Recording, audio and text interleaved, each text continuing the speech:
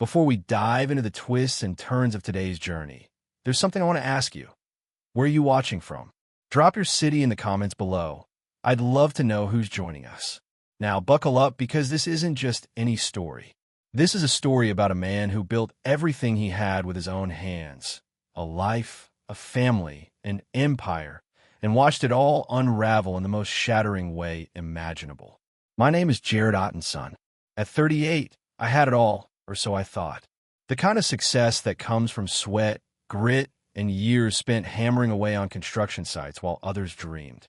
I built not just houses, but a legacy, turning my small construction company into the pride of Cedar Falls, a town that looked up to me. And alongside that, I believed I had a family wrapped in love and trust. Angela, my wife of 15 years, the daughter of the town's former mayor, and our son Trevor, the heartbeat of my life. But beneath the perfect surface, the cracks were forming. Angela, once my partner in every sense, started to change. The warmth in her eyes cooled. Her touch, once full of life, grew distant. She would disappear for hours, returning with excuses that didn't quite fit.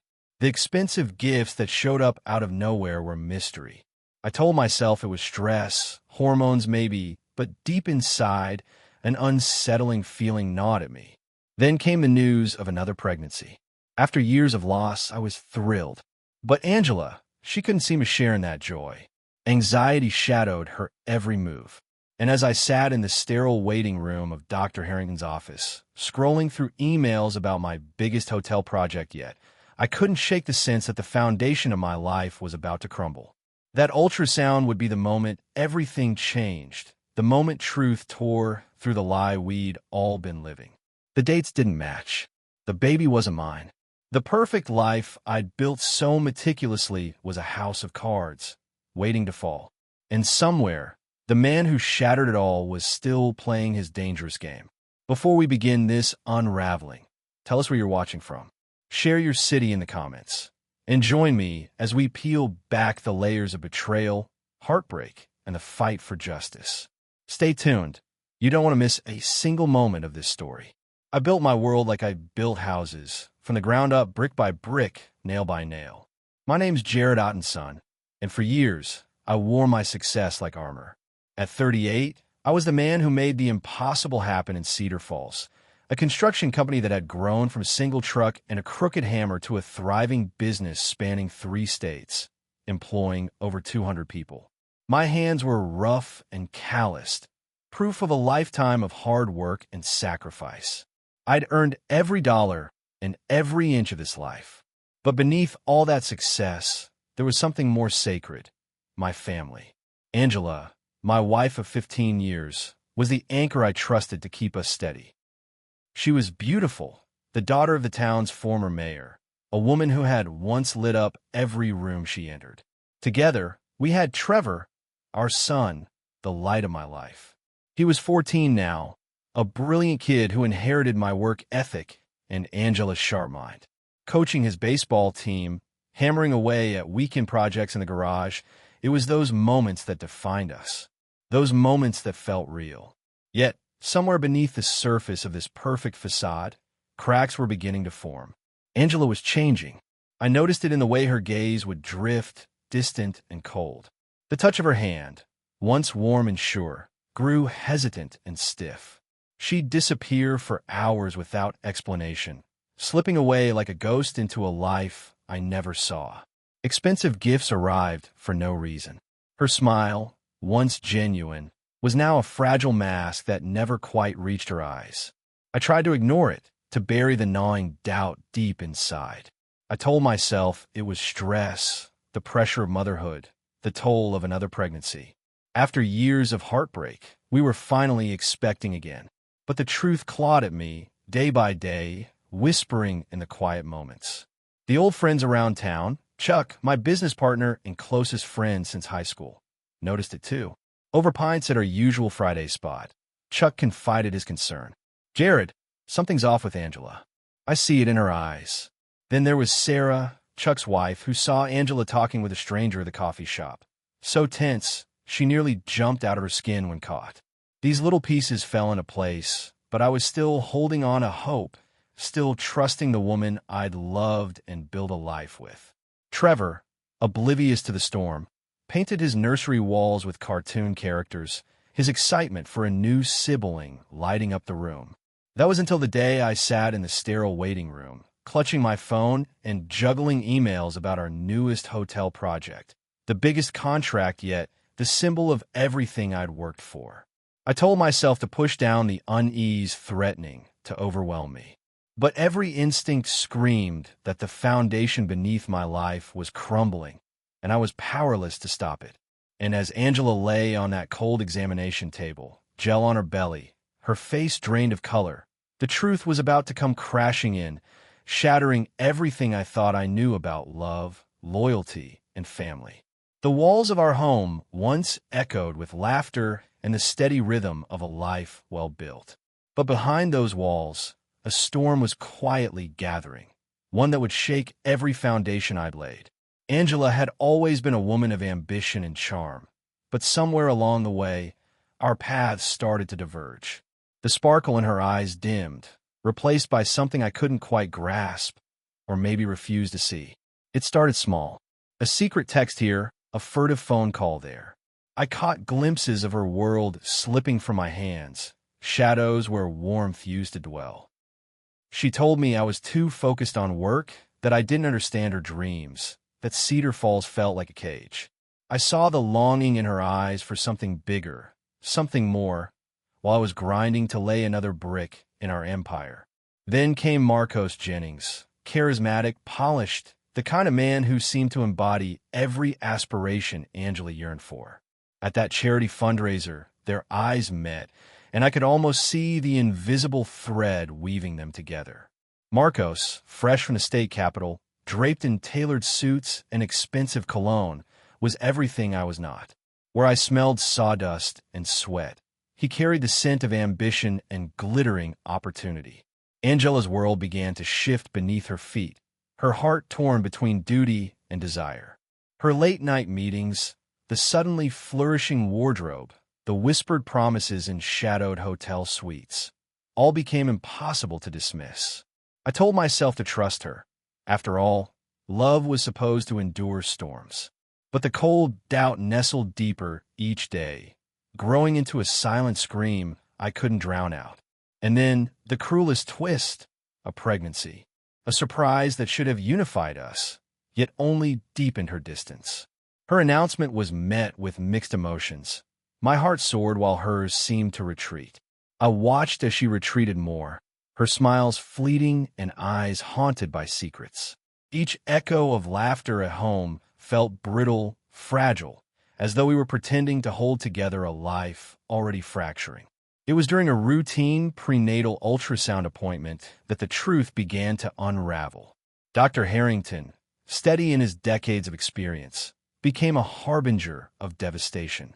The baby's development didn't match the timeline Angela insisted was true.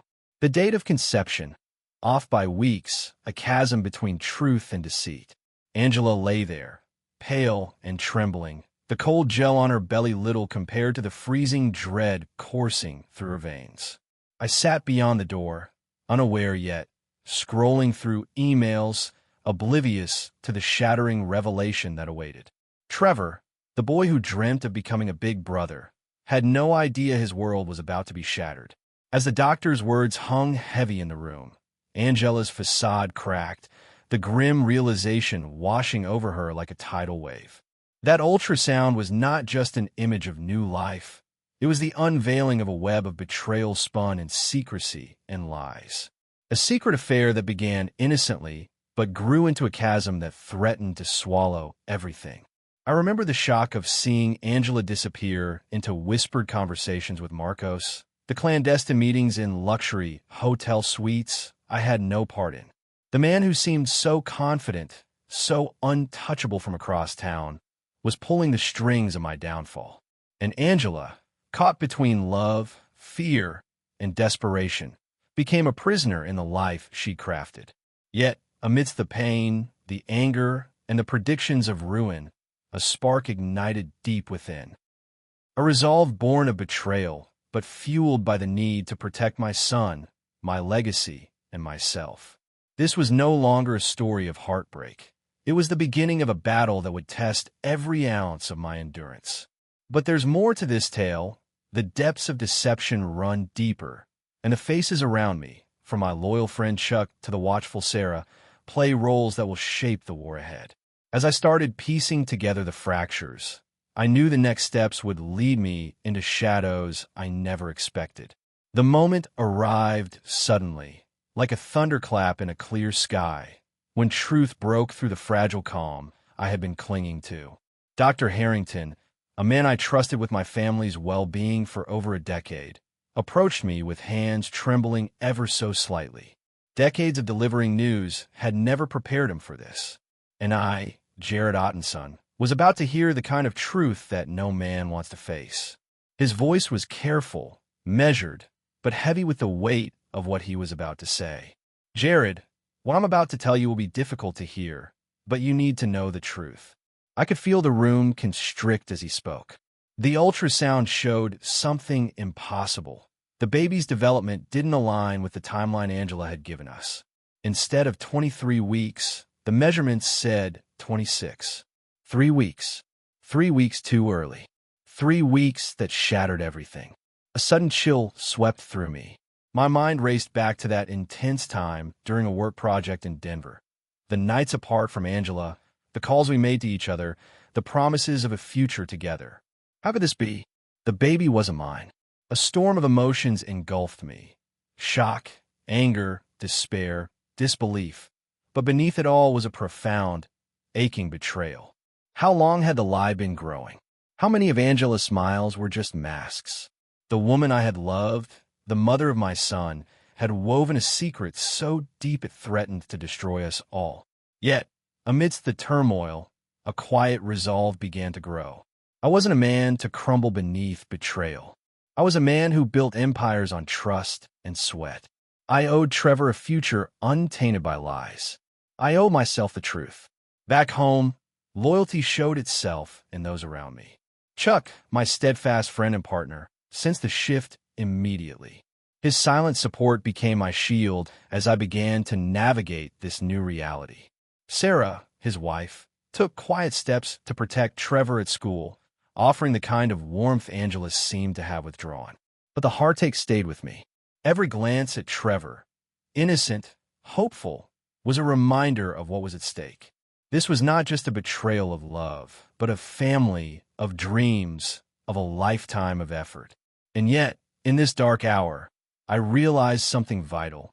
I was not alone. The next steps I took would not be easy. The path ahead was tangled with shadows, where secrets lurked behind every corner. But I was ready to face it, because truth, no matter how shattering, is the only foundation strong enough to rebuild a life. The weight of betrayal pressed heavily on my chest as I sat alone in my home office, surrounded by the trophies of a life I thought was unbreakable. Each award, photograph, memory, it all felt like fragments of a dream turned sour. Angela had retreated to our bedroom, hiding behind a facade of illness and silence, while Trevor was blissfully unaware, lost in his world of homework and nursery preparations. But I was no longer just a husband or a father. I was a man who had been forced to become something else, a hunter, and patience was my weapon. Every success I'd ever built was the result of careful planning and methodical execution. And now, amidst the darkest days, I knew that same precision and resolve would be my salvation. The ultrasound had cracked the surface, but beneath lay a tangled web of lies waiting to be unraveled. If I acted rashly, the perpetrators would flee, cover their tracks, and disappear into the shadows. No, I would strike with patience, intelligence, and unyielding focus. I began with research, like a detective piecing together the profile of a predator. Marcos Jennings, a name I had heard only in passing, was revealed to be a charismatic real estate developer from the state capital, a man whose polished smile masked the ruthless ambition that drew Angela into his orbit. His presence at the charity fundraiser where he first met Angela was no coincidence. It was the first thread in a tangled web of deception. Digging deeper, I uncovered Marcos's carefully crafted public image, a visionary CEO overseeing luxury developments, thriving on luxury and attention. But beneath the surface, his empire was precarious, built on shortcuts and silence. His marriage to Samantha Jennings, a formidable attorney, his twin daughters, the perfect family hiding cracks just as deep as ours. Through discreet investigation, conducted by Paul Hines, a private detective whose reputation for meticulousness matched my own, we documented Angela's secret meetings, her double life funded by deceit and betrayal. Evidence poured in, photographs, hotel receipts, text messages paid from our joint accounts, each piece a testament to the extent of their calculated deception. Yet even as my respect for Angela shattered, my resolve hardened. Trevor's innocent excitement in painting cartoon characters for the nursery, the dreams of a brother he'd never have, was my anchor. He deserved protection from this chaos, from the corrosive whispers of betrayal. And so, while Angela's facade grew ever thinner, I plotted, analyzed, and prepared. With the help of Jeffrey Dunn, an attorney who knew my story and shared my trust, I began the delicate task of securing our assets, building defenses around the life we'd painstakingly constructed. Complex corporate structures, asset protections, all designed to withstand the storm unleashed by betrayal. Angela's nervousness grew palpable. She sensed the shift in me, but still dared to play the role of devoted wife, even as she met Marcos in secret. It was a dance of deception, a balance on a razor's edge. But I had seen too much to be fooled again. Then came the final piece, evidence of Marcos's true nature, embezzling funds from investors to bankroll their lavish affair. The revelation was the last domino, the trigger for a reckoning they never anticipated. As I sat late into the night, reviewing every detail, a rare feeling washed over me. Not the bitterness of loss, but the quiet satisfaction of a plan coming to fruition. But this was no act of revenge. It was justice earned through patience, unwavering resolve, and a refusal to let lies define my life or my son's future. The hunt had begun, and I intended to ensure that those who betrayed us would face the full measure of consequence. In the stillness of that night, I felt a renewal, a man forged in fire, ready to tear down the house of cards built by deceit and build anew on a foundation of truth. The calm before the storm was deceptive. Outside, Cedar Falls carried on, unaware that beneath its placid surface, a reckoning was quietly taking shape. The betrayal that had hollowed my heart was no longer just pain. It was a call to action.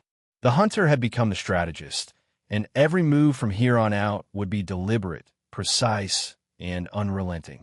2 weeks had passed since the ultrasound revealed Angela's betrayal, the moment when my world shattered like glass underfoot. Those weeks were spent honing a plan so methodical, so calculated, it felt almost like constructing one of my buildings from scratch. Foundation, framework, details, even the smallest pieces had their place in the design of their downfall. The first step was a meeting cloaked in the guise of business. Marcos Jennings, the man who thought himself untouchable, was eager to forge potential partnerships with Ottenson Construction. How ironic it was that he was about to place his fate in my hands, unaware that this handshake would mark the beginning of his unraveling. The Cedar Falls Country Club, bathed in afternoon sun, held our meeting. Marcos arrived in his tailored suit, the epitome of polished arrogance, his smile as smooth as his expensive car parked outside. He extended his hand with the confidence of a man who believed the game was already won. But I saw through the facade, soft palms that had never wielded a hammer, eyes that danced with selfish cunning. Over lunch, Marcos talked freely, too freely. His tales of development projects, luxury condos, sprawling estates, were peppered with admissions of shortcuts, regulatory bending, and deals made with the kind of men who look the other way. Each word was a confession, carefully recorded on a hidden device tucked in my pocket. His confidence was his undoing. Behind the scenes, my allies took their places. Paul Hines, the former detective turned private investigator, was relentless. His days were filled with shadowing movements, capturing photographs of Angela and Marcos clandestinely meeting, twice a week in a luxury suite paid for by our joint accounts. The woman I once trusted masqueraded as a devoted wife by day and a conspirator by night.